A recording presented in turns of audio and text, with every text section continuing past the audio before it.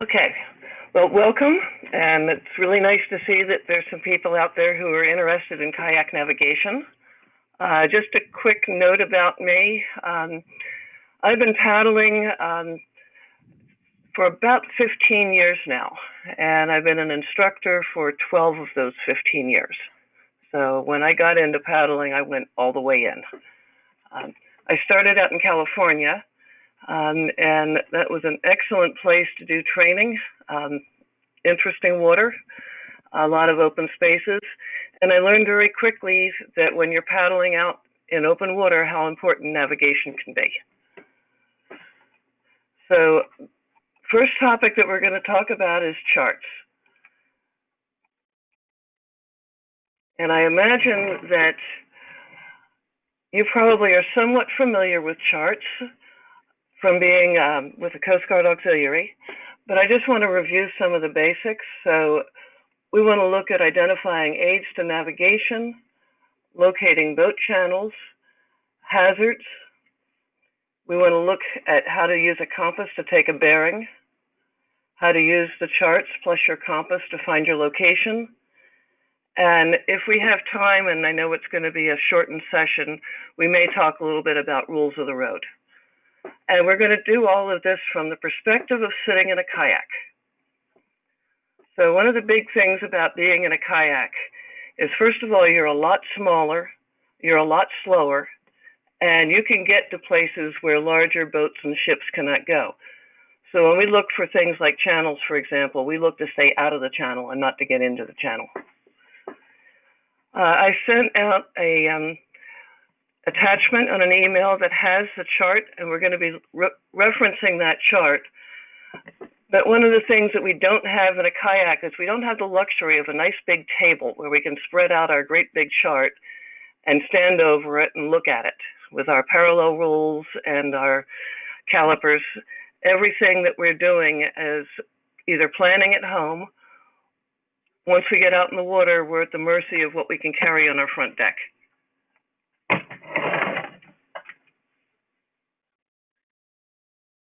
So, again, this is charts. And essentially, charts are maps designed to be used on the water. They have shoreline features, aids to navigation, hazards, latitude, longitude, and a compass rose. And we'll mention all of these. So this is a map. The maps have a lot of information regarding roads, some of the shoreline. They identify convenient features like where you can stop to get something to eat after your paddle. Sometimes they will identify boat ramps or put-in points, parks, places that might have water access. You notice that the water is just this big blue area.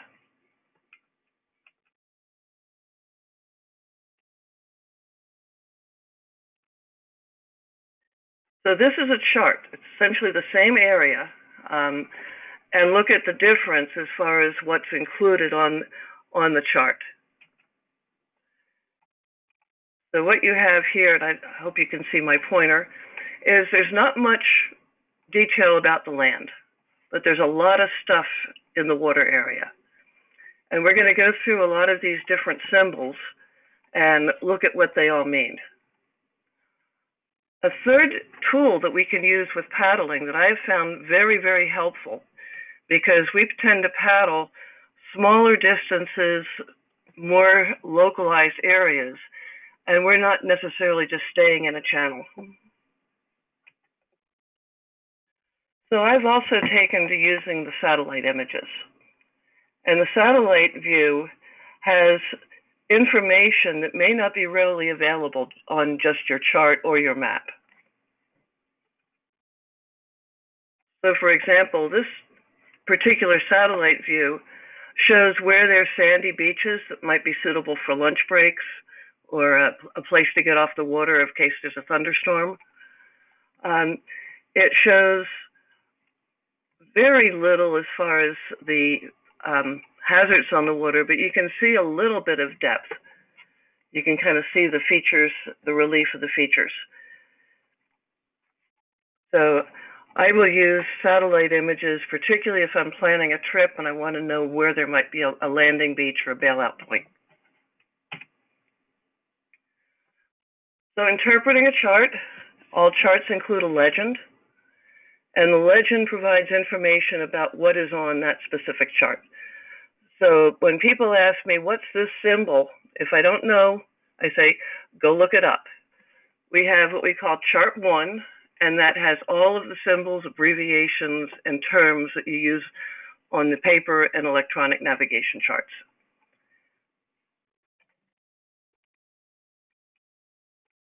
So here's an example. Okay.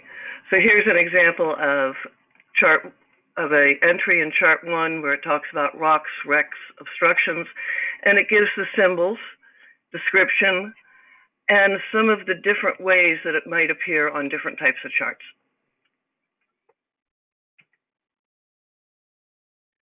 So the first thing we can determine with a chart is water depth. You notice that most charts will come in a variety of colors. They're not always the same, so check the legend for a specific chart. So all the numbers in the water are representing the depth. Depth is usually mean low water. Sometimes it's mean low water. It'll again reference what the reference is on the chart. The units should also be on the chart. Most of the charts that I use in the Chesapeake Bay area, it's soundings in feet, but you can get some shipping charts that have soundings in fathoms.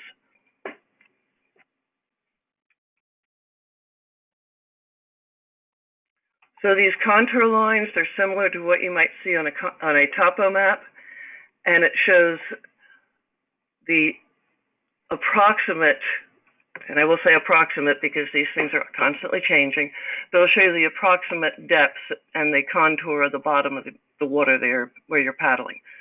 So you can see here in this chart, as you go out of Kent Narrows, and you're going up along the shoreline of Kent Island, you'll see that it goes from 15 feet, and it actually, there's a pretty significant drop off here.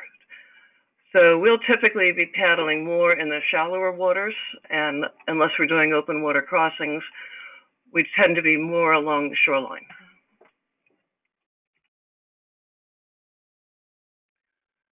The colors, white is the deeper water, at least on these charts. Blue is shallow water. Yellow is land. And green is marsh or something that may uncover at low tide.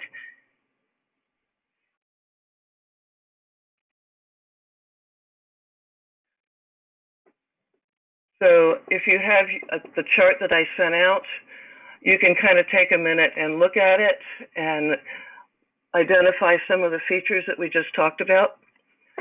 You'll notice that there is a scale on the chart. You'll notice the different colors for the water. There's a lot of different symbols on these charts. So any questions so far? It's pretty basic. No questions, Paula. Yes? No questions. Okay, thank you.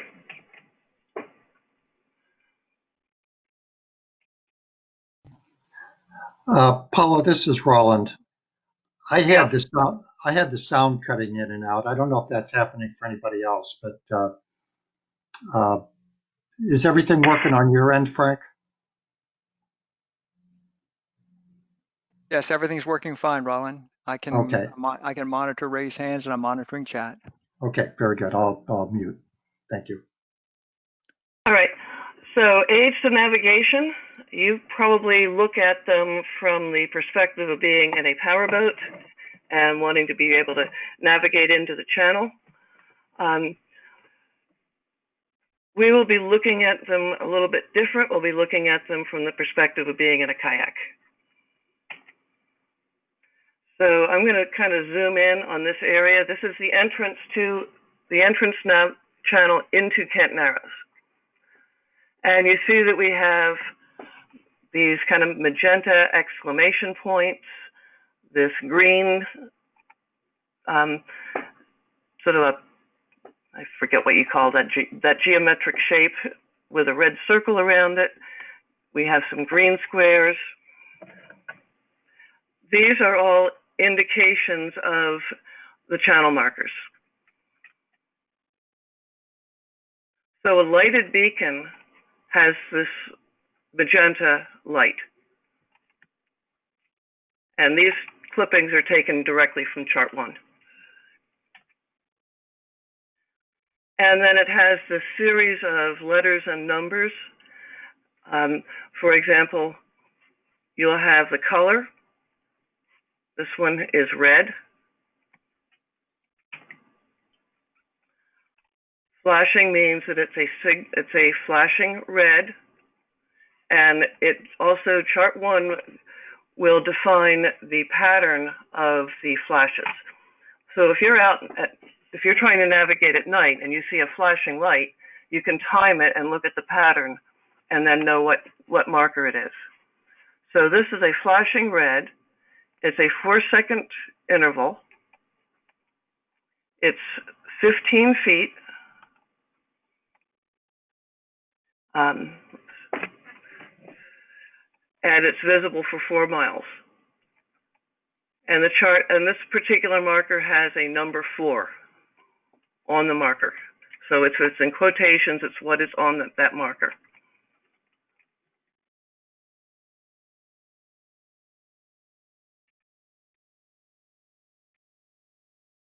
And in navigation with a kayak, just like with ships and powerboats and sailboats, we do everything in nautical miles.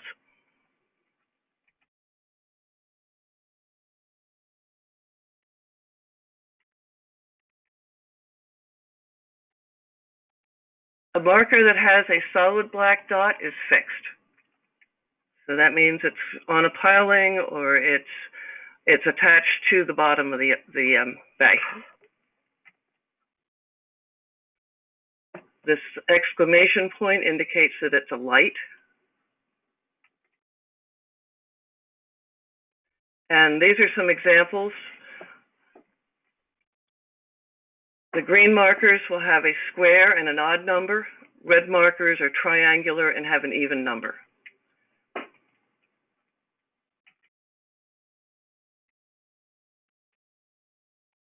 So this particular marker is a green. It has number 3, and it's a green square. This other marker is red, number 4, and it has a red triangle.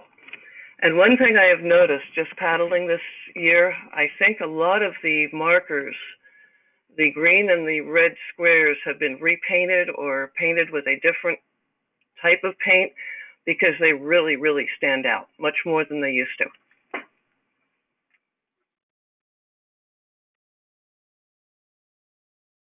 Typically, day markers are on a post or a piling, and they typically do not have a light.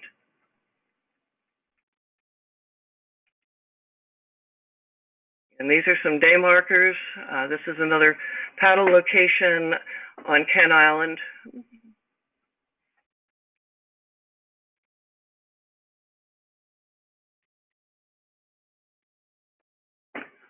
We also have what we call cans and nuns.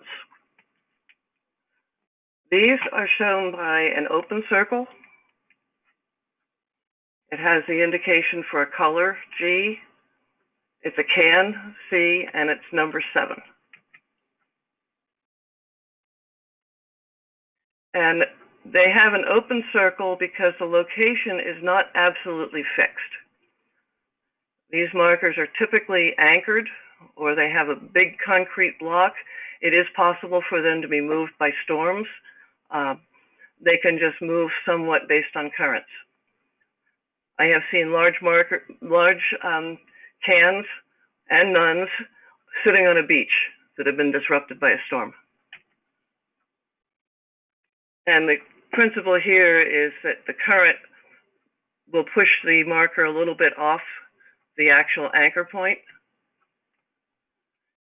And when the current changes, this is not significant for kayak paddlers. It's just kind of a fun thing to know.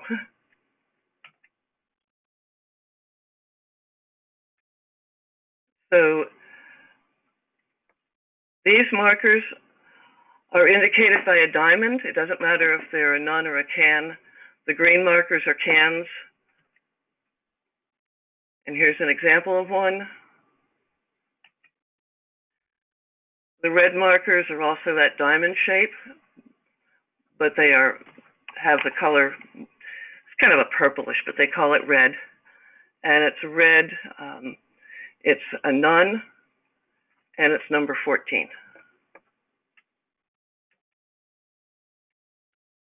And here is an example of a nun. You notice the shape is somewhat different. I've found that paddling when it's foggy or low visibility, sometimes you can see the shape of the marker more than you can actually make out the color. And so it's good to know, to try to notice what the shape is going to be. Again, in the kayak, if you look off at the distance, you've got to be pretty close to be able to actually read the number on the marker. So it's helpful when you're planning the trips to kind of identify what you would expect to be seeing. If this marker happens to have a light, it will have this magenta circle over top of the open circle. And that indicates the light. And in this case, it's a flashing red 4-second interval.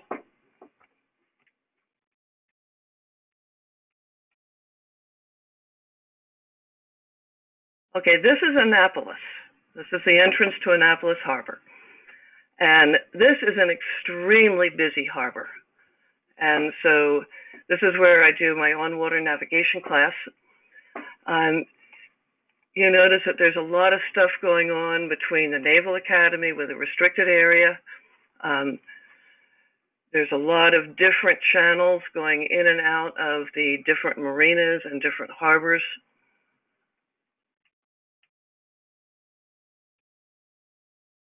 We can also use a chart to locate landmarks. And you'll notice that they have some land features included on the charts. These are usually things that are large enough to be visible from a fair distance on the water. And they're typically identified by a circle with a dot. And it will indicate what they are. So these, if any of you have been on the water in the Chesapeake Bay around Annapolis, these are the 3 radio towers that are out on Greenberry Point. Also, if you look at Annapolis, you can see domes. They have the Capitol Dome. I'm not sure what that dome is. They also have tanks. These can be water tanks that are indicated. And so when you're out in the water, one of the challenges of navigating the Chesapeake Bay is that they're very low profile land. And so what you're going to see is these features on land that you can make out. So it's always a good idea when you're getting ready to launch and you take your chart, hopefully you know where you are, you've got the correct chart for the area, and look around and see if you can identify some of the landmarks that are visible. That will help you find your way back.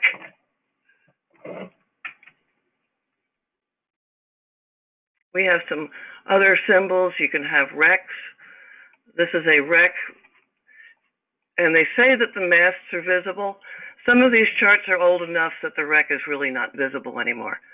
So one of the things we have to be aware of with charts, and especially when we're looking at small features, is there's a lot of stuff that might go away. So don't assume that you're going to find everything that's on the chart. And there can also be new things that are added. This is a private marker. I have no idea what it is. I keep meaning to paddle out to look at it, but they call it a Superboy. And I have seen it from the Bay Bridge.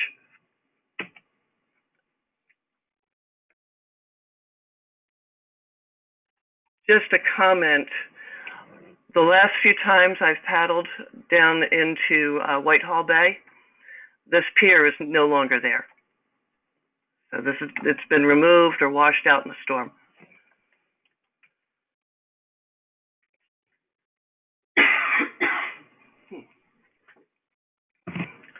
So the scale.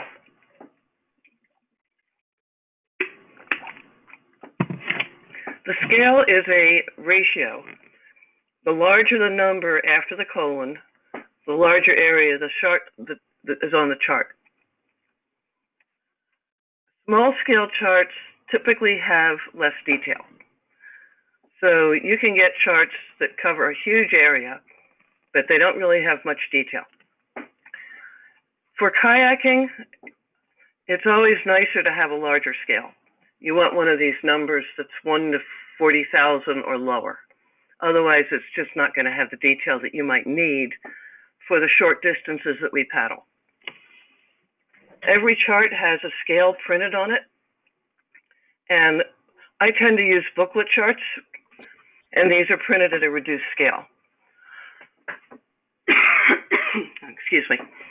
I also print my own charts. I will take sections of a bigger chart and print it out so that I can take it with me on a kayak trip.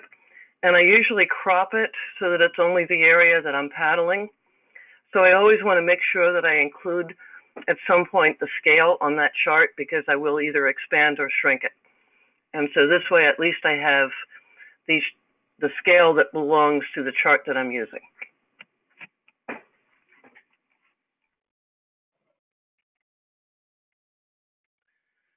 And here's just an example of the same harbor using two different scales. This is the approach into Rock Hall Harbor at a 1 to 80,000. And this side is the entrance to the harbor at 1 to 40,000. And so you see, you're going to see a lot more things that could be of interest to a kayaker, because we might want to go poking up into the creek up here, whereas this doesn't give us much information on Swan Creek.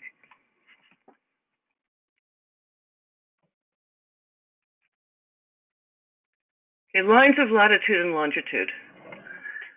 So if you look at the lines of latitude, they are circling the Earth parallel to the equator, and lines of longitude circle the Earth parallel to the prime meridian.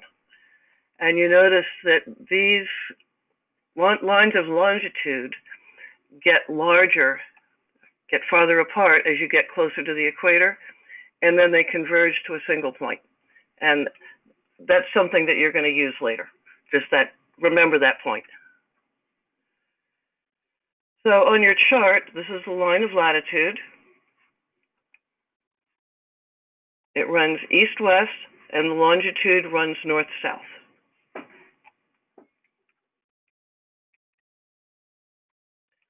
So lines of latitude are parallel, and they are a set distance apart. So that if you don't have a scale printed on your chart, you can take the line of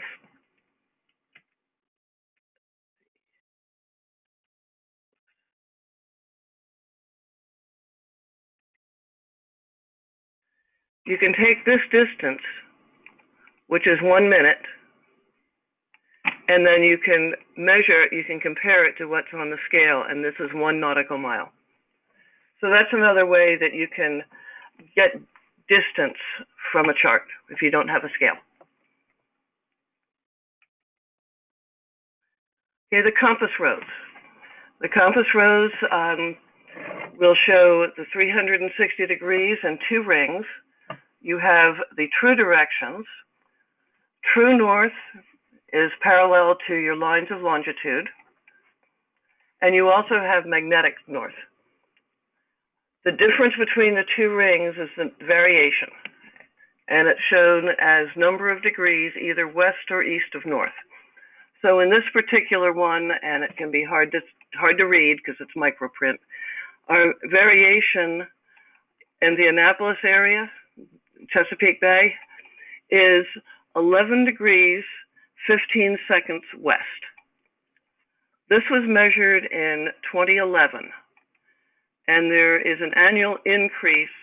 I think that's 1 second, not 1 minute. So really the variation is important to know. I don't know that for kayak navigation that it is as important that we take into account the annual increase.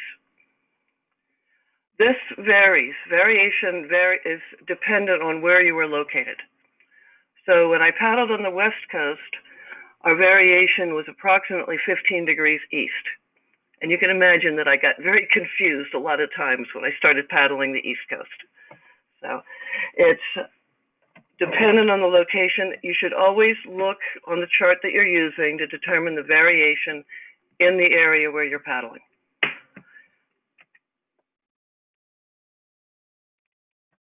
This is just to summarize.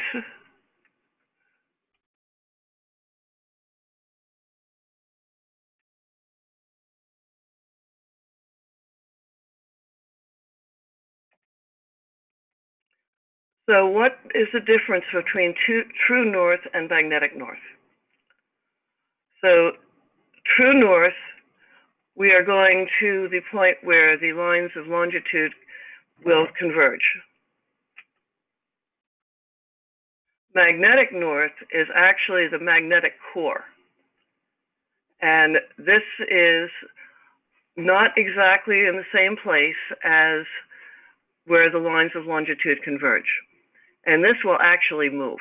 They say that it's beginning to move a little faster right now. I'm not quite sure of the reasons. But you can see if this is magnetic north, where you are in the country, in different parts of the world, is going to make a difference of what your variation would be.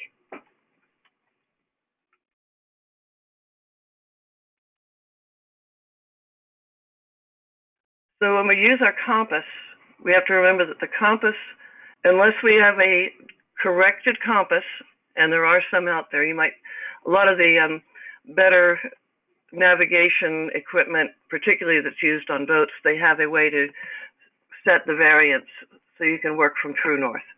But most of the compasses on a kayak are not necessarily calibrated to account for variance.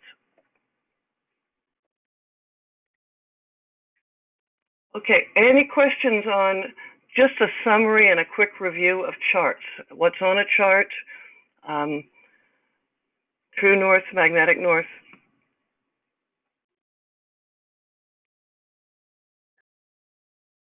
No hands raised, no hands raised, and no chat, Paula. Okay. You guys are probably really good at navigation. This is probably a little bit basic. But now we're going to talk about using a chart to plan a trip. So I'm going to take my kayak out, and I just want to define a couple of terms. If I plan a course, I'm referring to where I want to go. So I go to my starting point, I decide what my ending point should be, and then I draw a line between the two, and that will be my course. And I'm using this example because it's a nice straight line. We're going to be crossing the Chesapeake Bay. My heading is where my kayak is pointing. So my heading may not always be the same as my course. And then I can take a bearing, which is the direction to another object. So I'm not pointing at it, but relative to where I am, that object is a certain number of degrees from where I'm pointing. So our proposed trip is to launch at Mattapique. This is on Kent Island. And we're going to paddle across the bay to Annapolis Harbor. And our target is going to be Greenberry Point.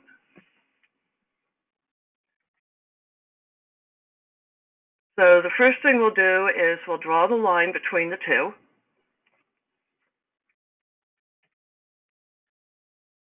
And then if you happen to have parallel rules, and this is actually done on your dining room table or your desk, this is done off the water, where you have the luxury of spreading out the chart, looking at it, and trying to plan everything that you want to do. So you now slide the line that's parallel to your course through the compass rose, and you want to read the course in degrees from the compass rose. Now, if you read this from the outer ring, it represents the course in degrees true. If you use the inner ring, this would be the course in degrees magnetic. So this is what your actual compass in your boat is going to be pointing, because typically kayaks do not adjust for the variance. You'll be paddling at the magnetic heading. So we know which direction we want to go. Now about how far is it? So we basically measure the distance, and I am going to make the assumption that it's calm winds and there's essentially no current. And so you can go to the scale or use a minute of latitude, and then you can either use calipers or I have a nautical mile ruler with a straight edge.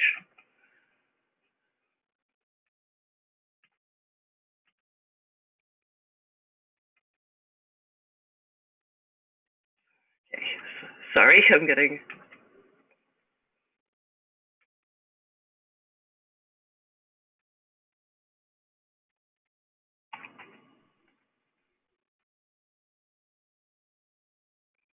And so this is about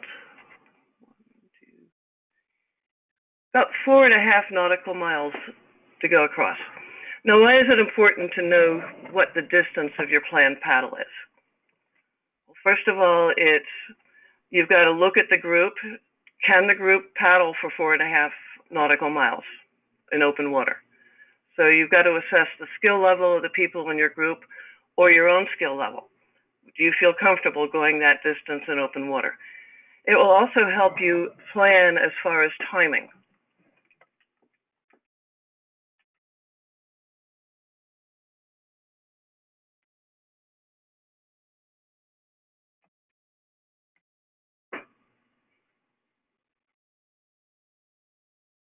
And this is just a little bit of a trick that I do with some of my charts, is I draw cheat lines across that are set up at a nautical mile apart, and they're based on magnetic north, and then I can use those to calculate or approximate my distance.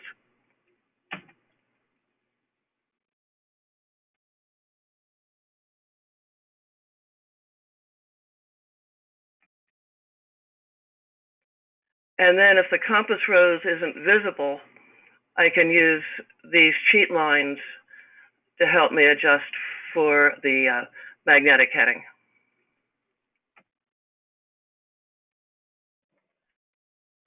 So that's just a very, very quick summary of how we might plan a course if we're going to do a crossing.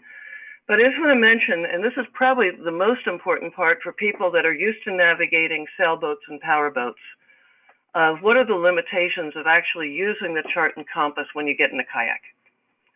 And the first thing is it can be really difficult to hold a steady course in a kayak. I have been bouncing around in the Chesapeake Bay, and if somebody tells me to hold a course of 265 degrees, I look down at my compass, and at one point it's maybe 250, and another point it's 270, and it's bouncing around. So I usually tell people when you're planning a course, you want to be plus or minus about 5 degrees. What happens is the boat bounces around. You're not going to hold an absolute course down to the degree.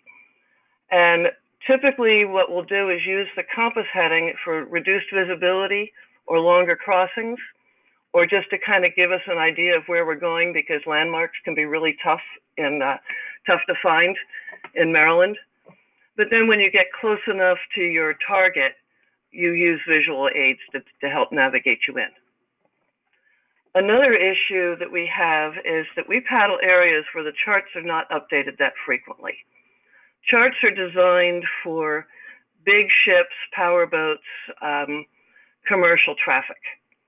And we tend to paddle in areas where the charts are not a priority to keep them updated. In fact, they're not even a priority to keep the channels open. So a changing coastline can make the charts very inaccurate. So first of all, to look at the effects of being off course. So let's say you're going to do 5 nautical miles.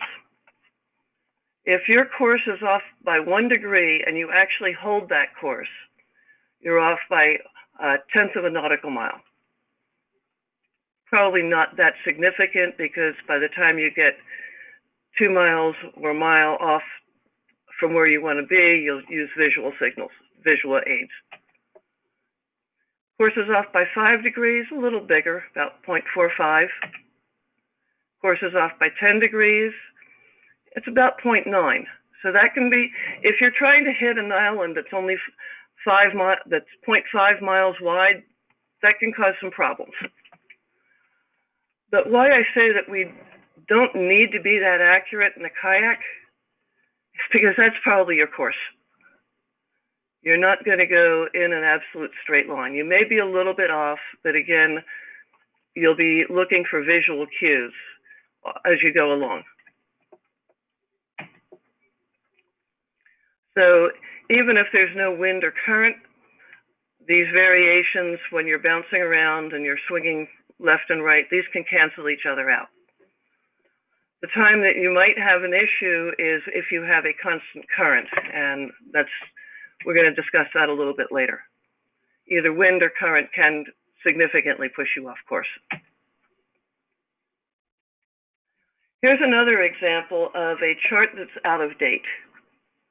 This is Metomkin Inlet. It's on the eastern shore of Virginia. It's an absolutely lovely place to paddle. This is Cedar Island. There's a lot of marshes back here. And there's also an old Coast Guard station. This red circle is the Coast Guard station. But if you look at Google Earth, this Coast Guard station used to be back here in the inlet, and the inlet went right out this point. And if you look at a more recent map on Google Earth, this is the Coast Guard station. There's no more inlet. That's completely filled in. And this is the new inlet. And the Coast Guard station is almost on the beach. And I know recently I've been down here and I've taken pictures where it shows me definitively sitting on land, and the GPS map in the camera has us in the middle of the water. So there's a lot of places that you have to be aware of that are more remote, that your chart may not be accurate. Paula, this is Frank Sproul. I have a couple of questions. I think this would be a good time to pass those on. The first one is a question. You spoke about areas in Annapolis which are restricted. Are there indicators on the chart showing those restricted areas? Yes. Okay. Go back to Annapolis.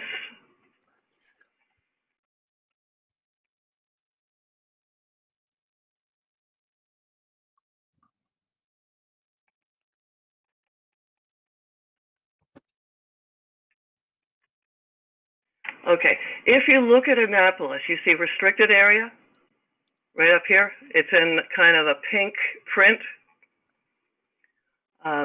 This is a restricted area. This is part of the Naval Academy. If anyone's been to Annapolis, this is that big seawall.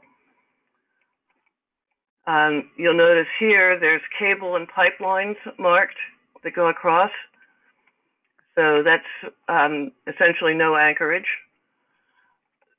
There's a prohibited anchorage area.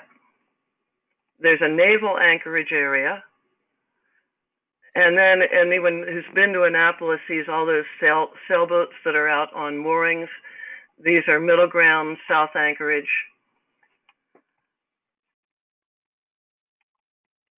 Then you also see here again is naval anchorage out here. So yeah, the restricted areas are very clearly indicated on the chart. Okay. Now, we don't have to worry about anchorage. As paddlers, we are not supposed to go into these restricted areas. So they're usually in areas primarily with military bases. There's also restricted areas if you get up to Aberdeen Proving Grounds. It's a little farther north on the bay, but anyone who knows that area, there's quite a bit of restricted areas that you cannot even paddle into. There's definitely no landing on beaches up there. Okay, thank you. Does that answer the question?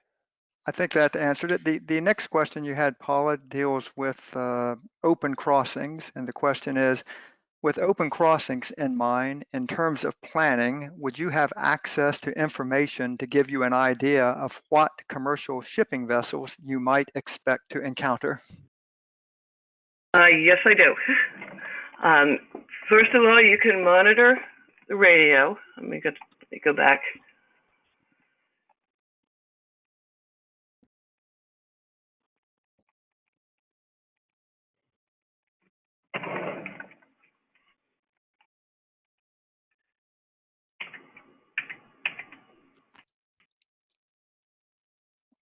Okay, you can monitor VHF radio, and we typically monitor channel 16, and I forget the channel. I would have to go back and look that up, but there's also another channel that is used by commercial ships. We can identify the shipping channel, and some of this is local knowledge, but the main shipping channel going into Baltimore is coming up through these markers. And in areas where it's narrower, and this is a pretty open shipping channel. There's an anchorage where you'll have a lot of the boats that are staging, waiting to go into Baltimore. You'll see them on anchor. So just because you see a ship doesn't mean it's underway, especially out by the Bay Bridge.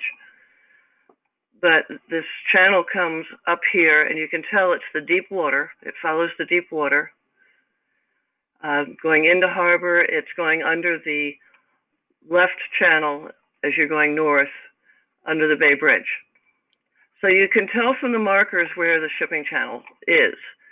There are also apps that you can get that will show you the location of ships and show you their movement and their destinations. So there's a lot of information out there. The thing that I usually will do is I will paddle to the shipping channel, and usually it's, we can kind of get the feeling, I can see this marker, so I'll know that I'm kind of between these two markers.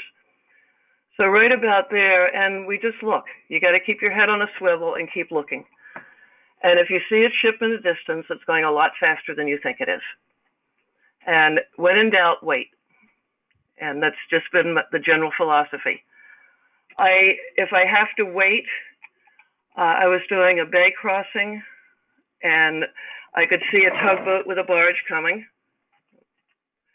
And so my husband and I were paddling. We said, okay, let's just paddle up to the marker, and we'll hang out and wait for it to go by at the marker, assuming that the tug and the barge were going to stay in the channel. They passed behind us. They were out of the channel. They were. So one of the things I can say is, yes, you think things are predictable.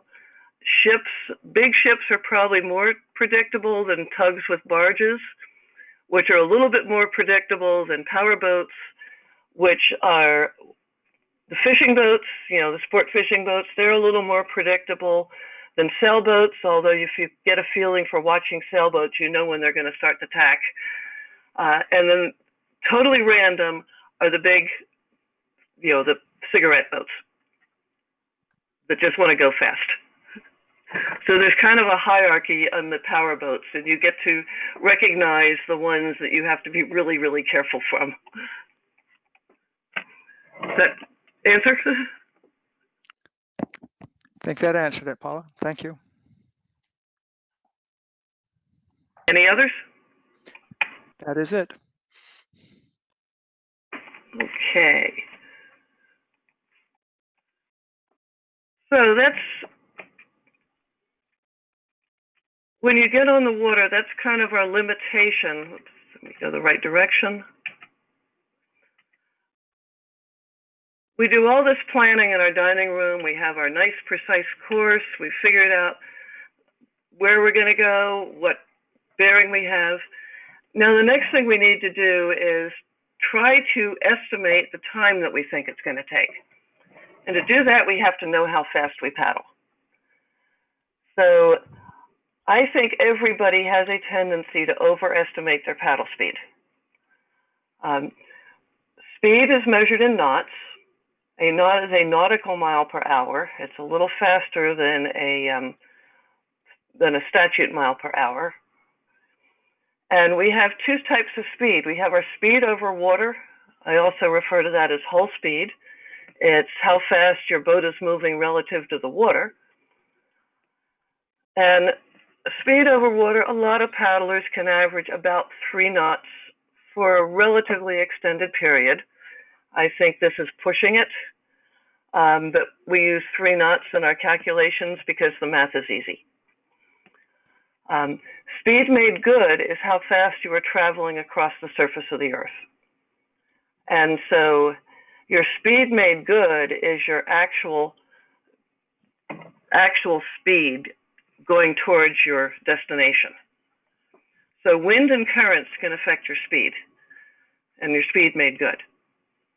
So the best way to figure out how fast you paddle is time your paddle over a known distance. And I know people also use their GPSs.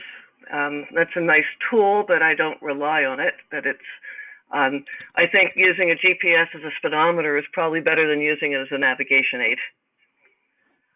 So if you get to know your speed, then you can average how long it would take you. So if you paddle 3 knots, that means you're going 3 nautical miles per hour. So if you were doing that crossing where we were doing about 4.5 nautical miles, you'd probably figure about an hour and a half.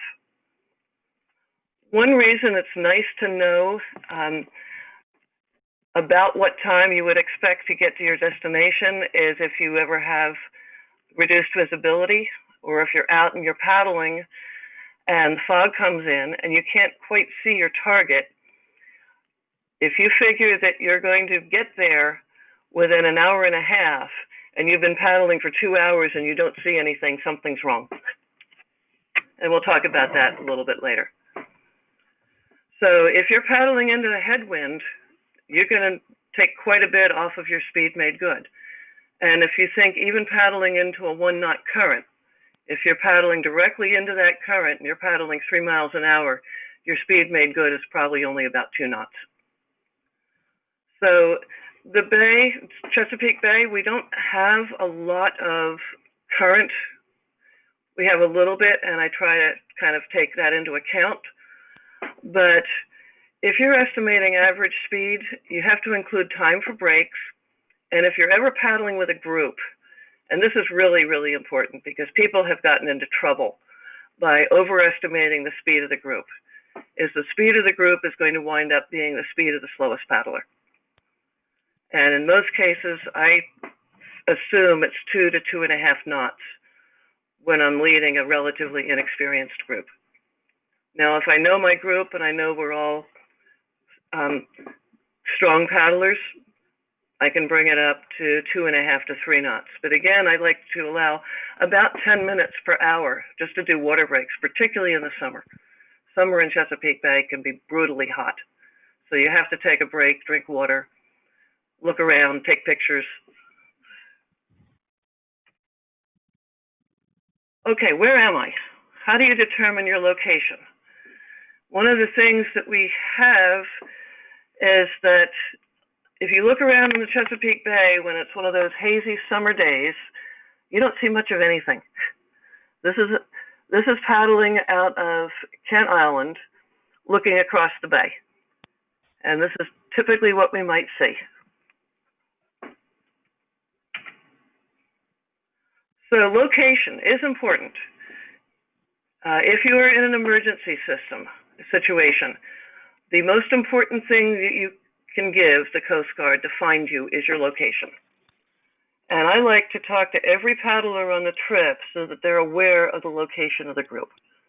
So I'm leading a trip, and I fall out of my boat and hit my head on somebody else's boat or something like that, and I can't function. Somebody else should be able to make that Mayday call or make that call for assistance and know the location. We did a training session with the Coast Guard at Wachapreak, which is down on Virginia Eastern Shore, where they went through ways to communicate with the Coast Guard that was phenomenal. And if you ever have a chance to talk to any of the Coast Guard stations or want to do something like that, Rick Weebush has done it and has developed a relationship with some of these guys. And I think they learned as much as we did. Okay, dead reckoning. Some people call it dead. If you don't reckon well, you're dead. So we're on our trip, and we're going to paddle for about an hour.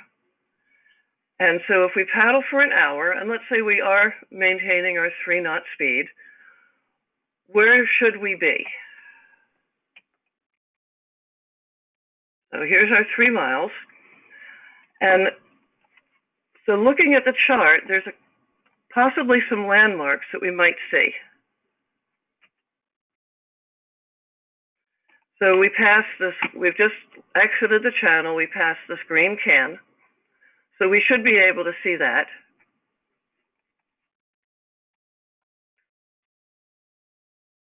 We should be able to also see these big radio towers at Greenberry Point. But this is something that's going to give us a clue that I will have passed that at about, just under an hour. I might have seen that green can coming in there. So it's good to identify things on your course that you might want to look for during your trip. But let's say,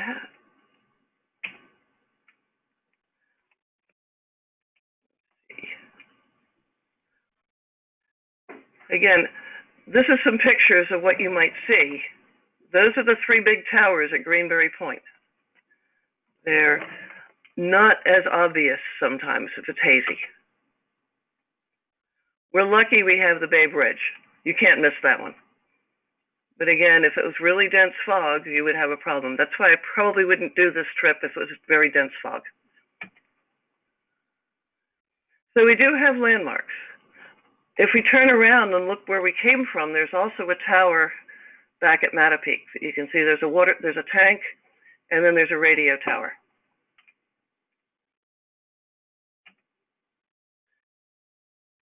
So how do we figure out where we are? Let's say we're paddling along, and it's been about an hour, and I didn't see that green can.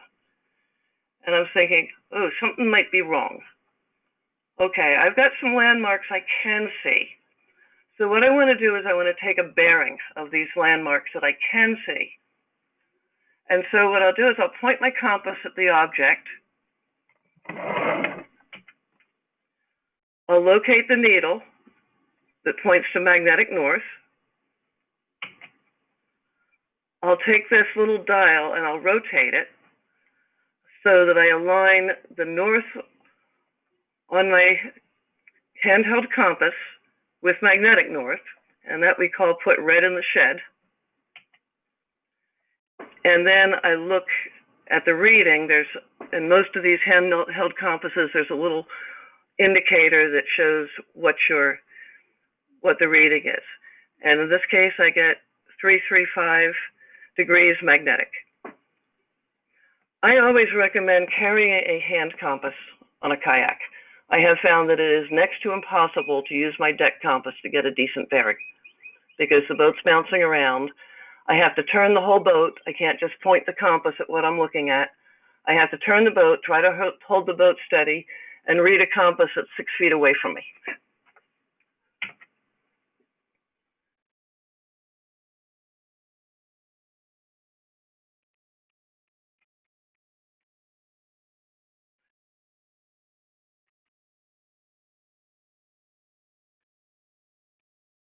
So I take the bearings of these, I take bearings of these two visible landmarks that I can see.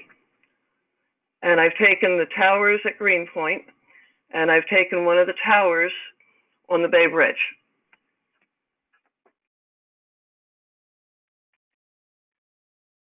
So I have two bearings.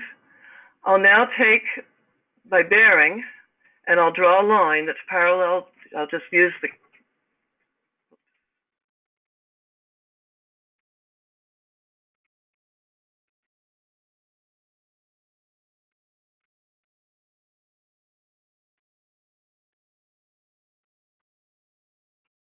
go back. So I'll take that bearing and I'll slide that line over so it goes through the object that I took the bearing to. So that's a line that's at 031 degrees magnetic. I do the same for the other object. And where those lines intersect, that's my approximate location.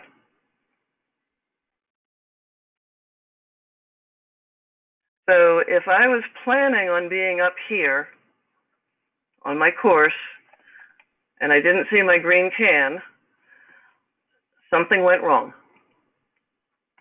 So I am way, way off course.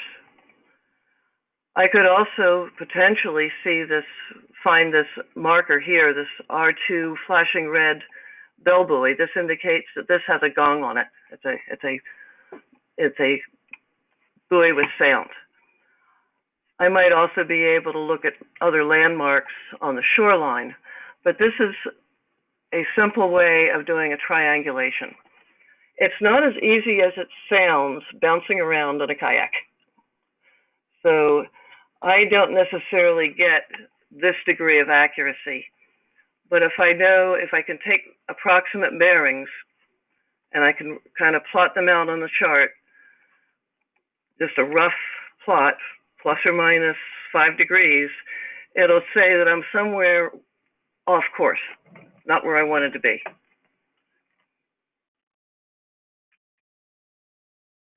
The other thing you can do are look for natural ranges. And a natural range is when you have two objects that you know where they are. You draw a line. If you're lined up with those two objects, you're somewhere on this line. Now, what's difficult about estimating this in a kayak, if I'm paddling, and let's say I bring my boat here, I don't want to be here trying to think that I'm in line with these two objects. I want to get these two objects so that if I hold my arms out 90 degrees on each side and I turn and look and they're in alignment and I'm basically using my body as a straight edge, I can figure out that I'm somewhere along this line.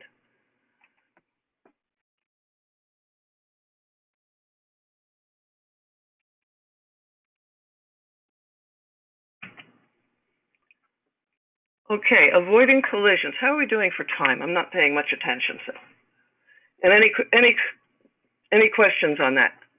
We did not have any questions, and the time right now is 20:04, 8:04.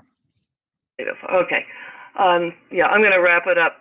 I'm just going to go a little bit on avoiding collisions and rules of the road because I think that's something really important as far as navigating. Who has the right of way? And I imagine you guys have a lot of training in power boats and vessels and right of way. But the thing to remember is it is every vessel operator's responsibility to avoid collision. When paddling in a group, it's really important to stay together. So if you're scattered all over creation and this poor guy with his power boat's coming along, this is an obstacle course. He can do the kayak slalom. He can try to figure out who's going where. He can try to maybe swing wide and avoid everybody. But if you're paddling as a group, a close group of kayaks is essentially behaving like a single vessel. And you can predict, it's much more predictable for people operating power boats. I know it's really difficult with a lot of the groups that I paddle with. Everybody wants to scatter. It really takes an active commitment by every member of the group to stay in the group, because people have a tendency to kind of meander off on their own. Always keep a lookout. So if you think that there's a risk of collision, take early and significant action. And if you're taking action, it needs to be obvious and apparent to the operator of the other vessel. And sometimes just stopping and bobbing around and drifting may not work. If I'm approaching a channel that I'm going to cross and I see a boat coming, instead of just sitting there looking like I'm going to continue across the channel, I'll actually turn and line my boat parallel to the channel. And that way the person in the boat knows that I'm not going to try to get across in front of his bow. When possible, stay out of a marked channel. I do not like to see groups of kayakers going cruising down the middle of a channel when there's power boats in there. We don't need deep water. We can get off to the side. When you're crossing the channels, get together as a group, cross at right angles to the traffic flow, and get across as quickly as possible. And we actually like to line up. It's not a race. You're not trying to see who's the fastest, the first across. You're trying to see how quickly you can get the entire group as a unit across. And you may have heard of constant bearing, decreasing range.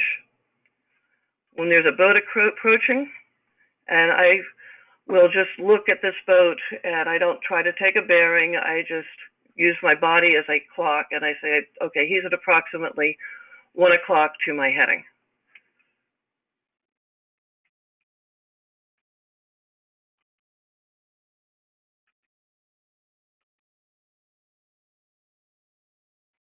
I keep paddling, going a little ways. The boat's still approaching, and now he's still at about 1 o'clock. If neither of us do anything, that is a collision course.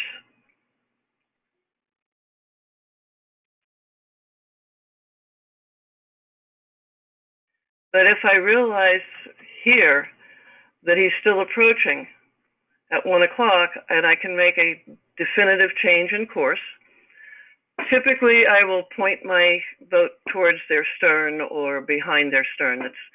I think it's the safest way to deal with a boat underway is to try to go behind them unless they're really, really slow. There is a hierarchy. You have this kind of a pecking order, but those that are not under command. A vessel that is, for some circumstances, has no maneuverability, they have the right of way. It's your responsibility to avoid them. This could be a barge that's broken loose. This could be a boat that has lost power and has lost steering, but they have no way to control their vessel. Restricted ability to maneuver. This could be a vessel because of work, picking up buoys, transferring people, provisions, cargo. I would probably say that pilot boats transferring in that category. Constrained by draft. So this is a vessel, one of the larger ships must stay in the channel. They have fishing boats, commercial fishing boats, not sport fishing boats. These can include the guys running crab lines in the Chesapeake Bay, sailboats, power boats, and for some reason, seaplanes. And I'm not sure about that one, but I would prefer to stay out of the way of the seaplane. And you notice that there is no kayak. So kayaks aren't even on the radar for rules of the road. So basically we have no right of way, no privilege. Some other people talk about rules of tonnage, big things basically have the right of way over little things. Again, we're little, so we do not have the right of way.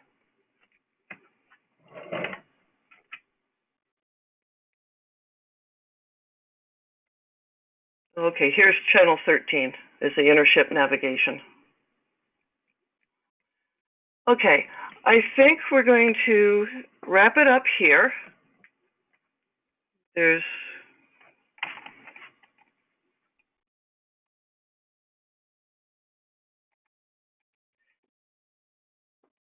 really not too much, well, going here. I already talked about crossing shipping lanes, identification of the channel, and just in summary. So plan trips using charts. That's really a good thing to do. Identify not only where you want to go, but identify and use Google Earth to identify points where you might get out of your kayak, where there might be a beach to land, a lunch break, a place to get off if you need to get off the water for safety reasons, bailouts. Be prepared for changing conditions. Don't be afraid to cancel or modify your trip. Have a backup plan, and have fun. So, any questions on this?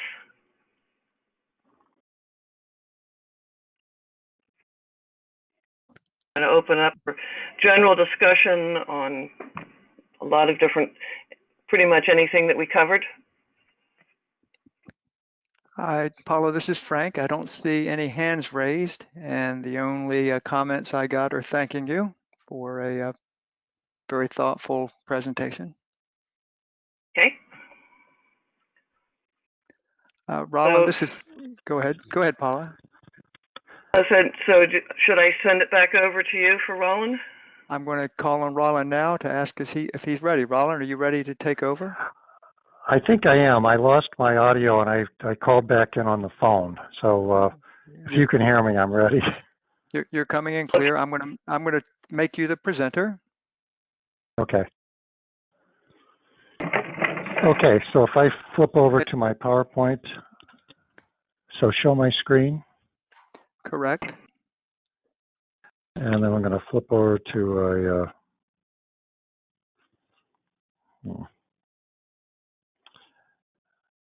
Here we go. So, Paula, thank you so much. I think that was terrific. And, you know, one of the things I was hoping to accomplish tonight is to demonstrate to people that there's a lot of resources in our local communities. And you certainly demonstrate that up in Maryland. And I'd like to encourage all of our folks to get out and, you know, paddle with the people in their areas. There's a lot of talent, I know, in the Chesapeake Paddlers Association and some of the trainers that are up in your area. So it's terrific to see that, and I'd like to see people take advantage of it. So let me just put a couple of things up on the screen here. Can you see that slide? Hopefully it's working. I've got a list here of things that you can do. I've got the Chesapeake Paddlers Association up in Maryland. We've got a paddlers club here on the Outer Banks, and down where Warren Darrell is, the Cape Fear kayakers. And these are all meetup groups. If you go online to meetup.com and just search for paddler groups, you can see a lot of this information out there, and it's a great way to work on your own skills and meet some other people who are you know, interested in getting out and see kayaks. I think instruction is really valuable. I paddled for 10 years before I had any instruction. I was basically paddling by myself. And the American Canoe Association's got some great resources online to identify instructors. Paula's one of those on the eastern shore of Maryland in Chestertown. You can see she's got her own website here at md-kayaker.com. And then there's 5 of us in the district that are also ACA instructors, and I think most of these people would be happy to get out and paddle with you individually if if you give them a call and try to set something up. We had an email that came out from Michelle Thornton today that indicated we're going to be allowed to do a lot more than we've been doing. It's not exactly clear to me what that means for OxPad, but it does look like we've got some potential to be doing some training and getting out on the water. So hopefully we'll be able to clarify that in the next few days. Hey, Roland. Paula, go ahead. Sorry, it's Michelle. With your email, I replied, but I know you're already on the call, but you hit the nail right on the head. Yes, member training and OxPad are allowed to go. Excellent, excellent. Well, I'm glad you were able to join us, Michelle. I know you had other commitments tonight. Paula, are there any other comments you would make for the folks up in the national capital area as far as things that they might want to be looking into as far as paddling with groups or getting instruction? Yeah, there's quite a few other meetups besides Chesapeake Paddlers. There is Water's Edge. It's a meetup group based out of Baltimore, and that's more probably a little more social paddling. But I know I did some training for them earlier in the season. CPA, right now, the meetups are on a little bit of a limited schedule because of the COVID issues. We don't want to be paddling in big groups. We're also opening up our classes again. I also work with Rick Webush, who's cross current sea kayaking. And he does not only classes, but he does trips. And some of the trips are a combination of learning and paddling. So that can be kind of a fun alternative if you don't want to just take a class and paddle around in a circle all day. So some of these learning. The doers. Yes. Yep. DC, Capital City Kayaks. It's another meetup group and website. I can put together kind of a list of resources at some point if you'd like to send it out as a follow-up. But there's that'd be great. Yeah, there's a lot more. There's a lot more than just what you have listed up there. Yep. I think we could do a lot better job of that. Just kind of getting, and I think as far as promoting safety, I think that's the best way of doing it is to be part of the group. So that we're not just trying to paddle up to somebody that we've never met before and tell them to wear their life jacket. And I will say on the meetup groups, if you search for paddling groups, be a little selective about the ones you get involved with, because for the most part, they're good, but I actually contacted a meetup group that had absolutely no clue of paddling. And I offered to give them some free training for like a day's workshop just on safety. And they took me up on it, and then they decided that they didn't want to run the meetup group anymore.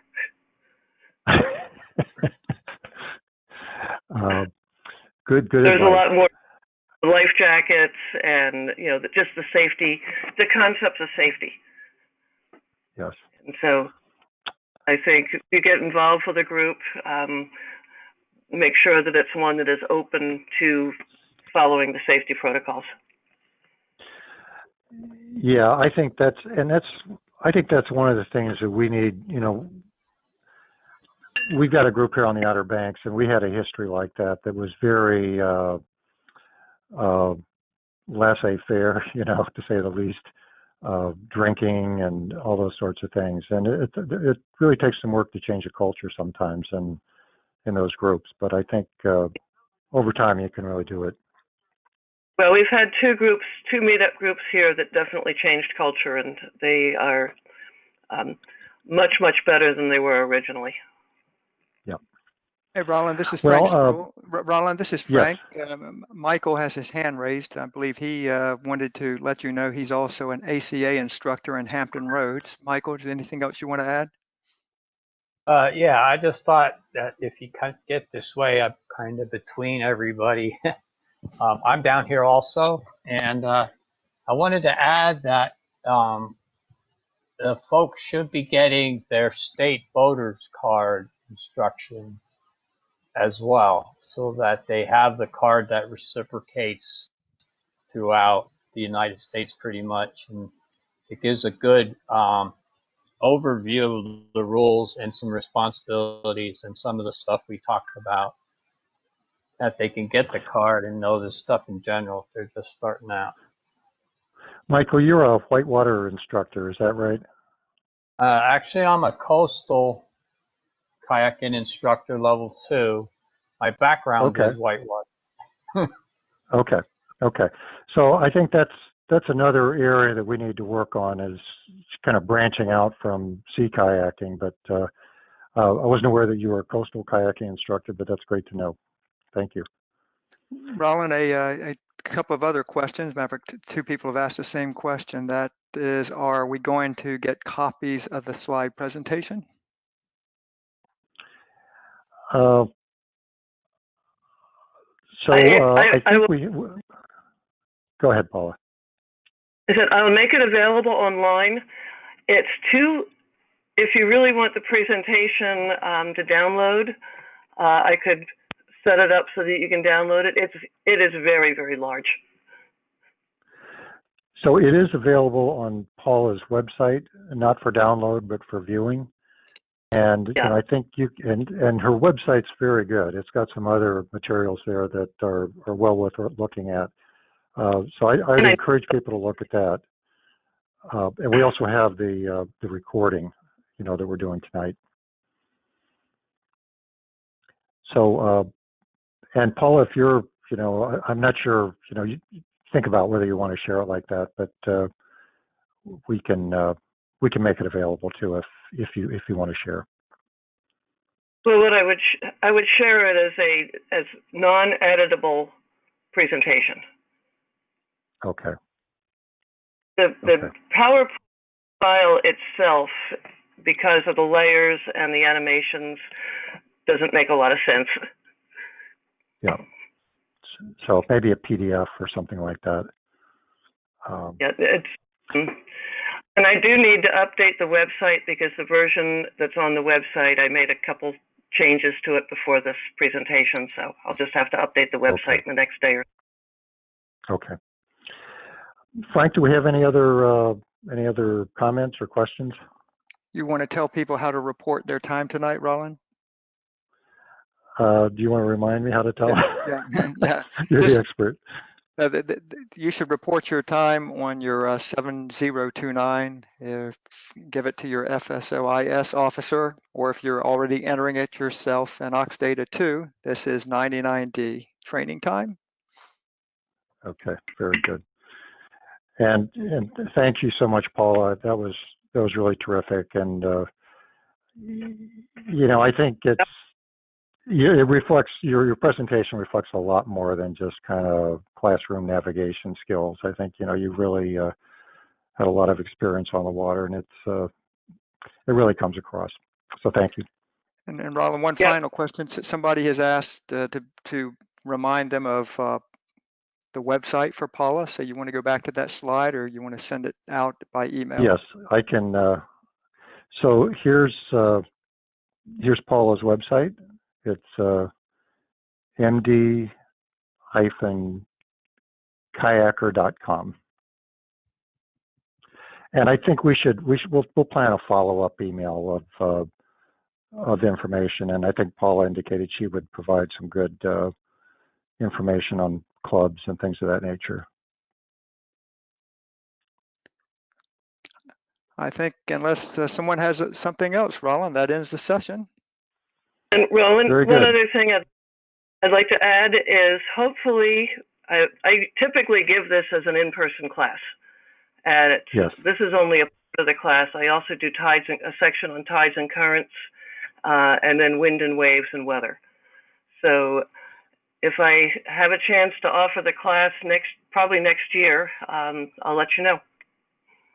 Okay, that sounds great. And if you've got anything like that you want to share on your follow-up comments, be sure to include it. Okay. Okay. Thank you, everybody. Thanks everyone for attending. I'm going to stop the recording and end the session. Thank you. Thank Good night. Very good. Okay. Have a great Good night, night. everybody. Bye.